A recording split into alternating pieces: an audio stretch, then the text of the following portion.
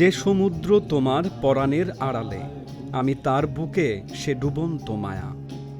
কেগো উঠছ পীড়িত হয়ে রন্ধ্রে আমার, আমি রিক্ত গোলাপ প্রেয়সীর খোপায়। তুমি সেই ফোটা ফুল এ ব্যথার বাগানে। কখনো মাটির সুরে শেকড়ের গন্ধ, কখনো যাপিত সময়ের আর্তচিৎকার। ঢাকার মঞ্চে প্রথমবার গান গাইতে এসেছে গানের দল পেনোয়া। সমুদ্রের পাড় কক্সবাজার থেকে রাজধানী ঢাকা।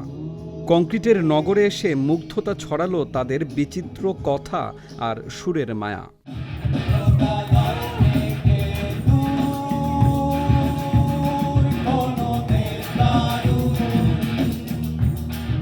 সম্প্রতি প্রকাশ পেয়েছে পেনোয়া গানের দলের প্রথম অ্যালবাম এ রুহের তলে।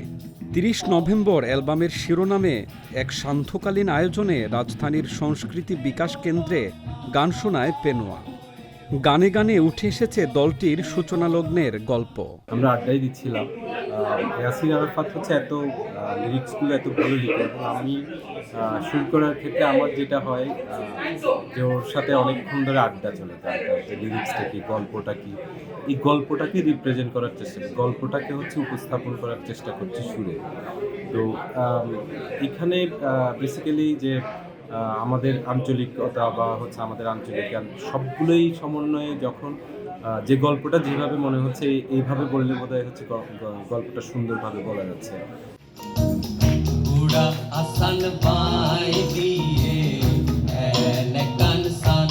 পাহাড়ের বুক ঘেঁষে নয়নাভিরাম সবুজ বনভূমি, শান্ত শীতল সমুদ্রের বিশালতা, আধুনিক পর্যটনের ছোঁয়ায় হয়ে উঠেছে নাগরিক। উত্তাল ঢেউয়ের গর্জনে তবুও কাঁপে উপকূলের জীবন। পেনোয়ার গানের কথায় ও সুরে ঠাঁই পেয়েছে সেই জীবন বাস্তবতার ছাপ।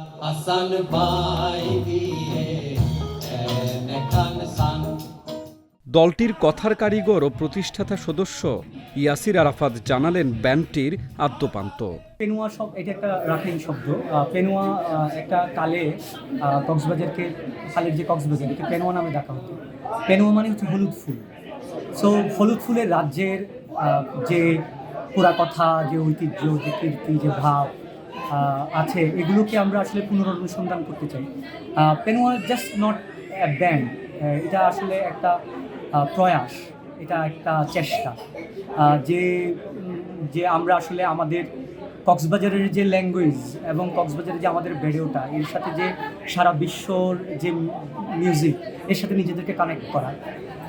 মানে নট অনলি দ্যাট, বাংলাদেশের বা বাংলার যে হাজার বছরের গানের যে সিলসিলা, সেখানে পেনোয়া একটা হয়তো ছোট একটা ভেলা ভাসাতে চায়।